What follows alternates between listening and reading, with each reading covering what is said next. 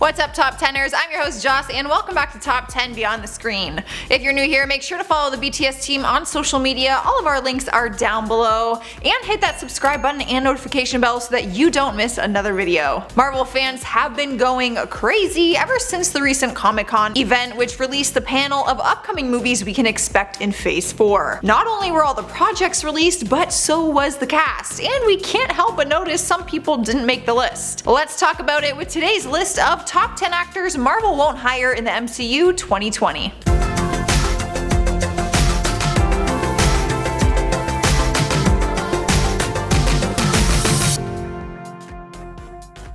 Starting off our list at number 10 is Josh Brolin, or as the MCU knows him as, Thanos. He has become one of the staples of the Marvel Universe after his incredible performance as the epic villain, but sadly his big superhero gig has come to an end. There's probably some mixed emotions going around about it. I mean, we'd be lying if we didn't say we wanted him to be defeated in Avengers Endgame, but after the villain was finally taken down, it meant that not only were we losing the Purple Beast, we were also losing Josh Brolin. With his character out of the picture, we won't see him making a return in the 2020 Phase 4. However, it turns out that Brolin is trying to get his hands on a role in an upcoming Deadpool movie. Disney Fox confirmed that there has been a temporary hold on Deadpool, which means that it could not even happen at all.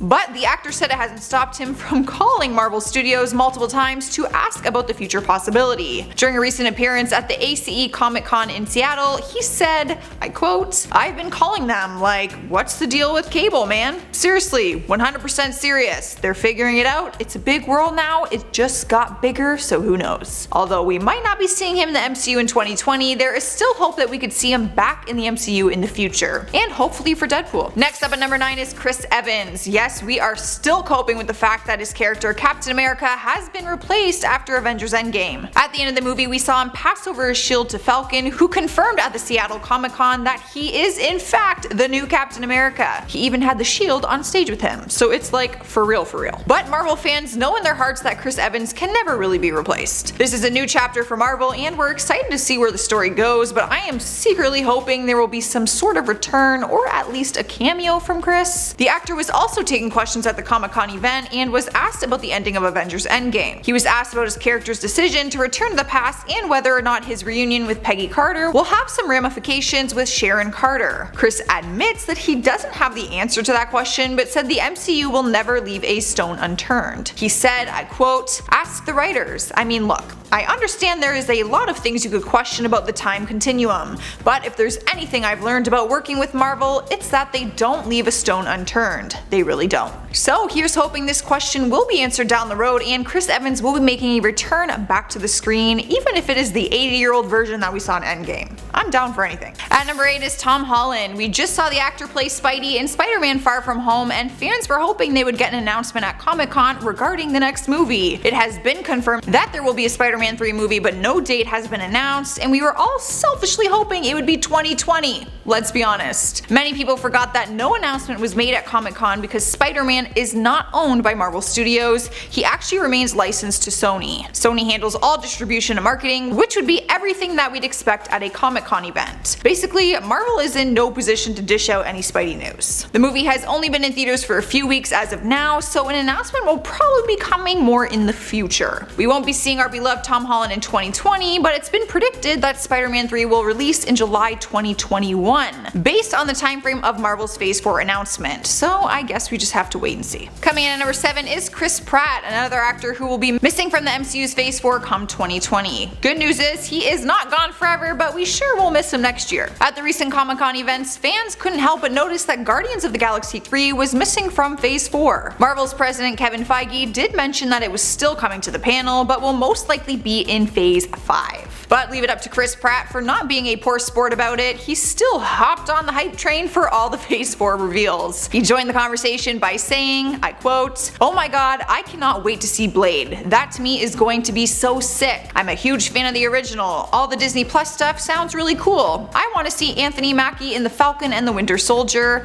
Scarlett's movie Black Widow. I'm just excited for all of it." You gotta love seeing how stoked he is for his other MCU members. His support is is adorable, you guys. But we will be counting down the days until we see him again, and hopefully that is in phase 5. In at number 6 is Zoe Saldana, who plays the beautiful green Gamora in the Marvel franchise. Fans were thrilled to see her resurrection in Avengers Endgame, but her return has left everyone with a lot of unanswered questions. Mainly one: what does this mean? Now that she's basically come back to life, where does her character go from here? Fans were hoping to get some answers at Comic-Con, but like her co-star Chris Pratt, we will not be seeing her in 2020. Gamora is not the same as her original character ever since she was brought back through time travel in Endgame, and it caused a big debate and discussion on what exactly happened. The actress isn't even sure on how to answer that. When asked about it at Comic-Con, she admitted that it's not her call, but she does have hopes that Gamora will be back. She said, I quote, "The technical answer is it all depends on what Marvel and James Gunn desire to do with the Guardians and with Gamora's fate. There's a part of me that wants her to go back, find her way back to the Guardians. But there's also a part of me that wants to explore a bad Gamora. I've never seen that, and she's, you know,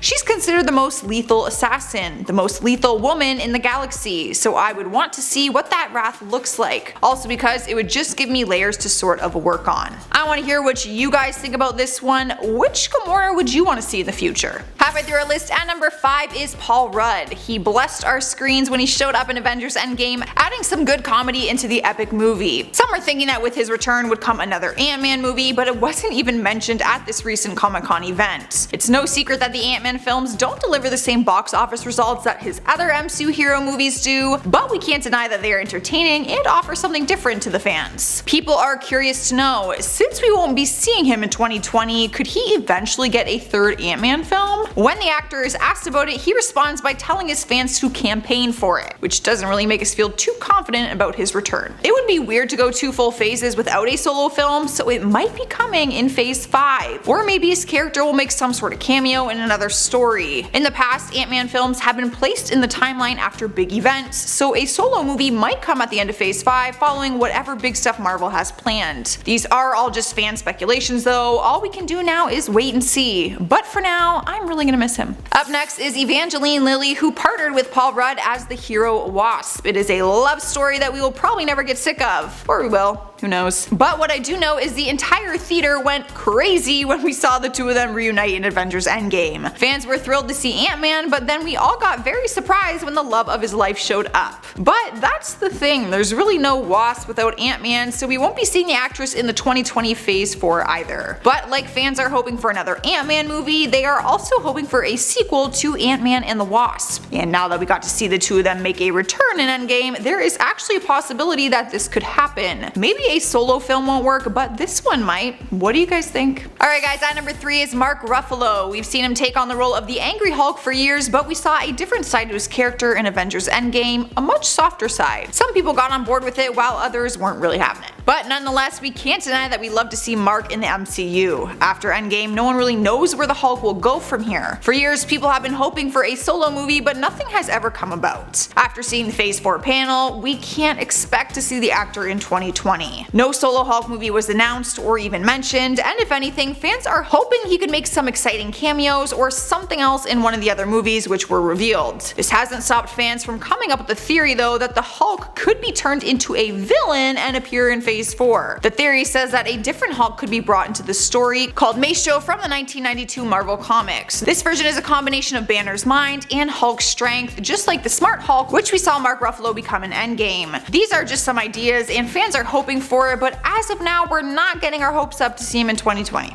In spot number 2 is Robert Downey Jr. This one still hurts to talk about. After 11 years of watching the actor play Tony Stark, aka Iron Man, we had to part ways with him in Endgame after watching his very emotional death. Marvel fans are still digesting the death of the hero, and Comic-Con was just another reminder that we will not be seeing him in phase 4. It might be safe to say that Robert Downey Jr. has officially run out of time in the MCU. However, leave it up to those Marvel fans to come up with a theory that the actor might return to the MCU, just not as Iron Man. The actor has recently said that he wants to see Ironheart being immortalized on screen as an actual character in the MCU phase 4. If this is a possibility, then he could technically come back as an AI, meaning he could reprise his Tony Stark ego as an artificial intelligence. There is no confirmation on this, and Marvel's president Kevin Feige speaks on Tony Stark's death and simply says that his death will be felt in the future movies. So he's still talking like there won't be a return, but let's keep our fingers crossed. Taking the number 1 spot is Wesley Snipes. One of the best moments at this year's Comic-Con was the announcement of Blade,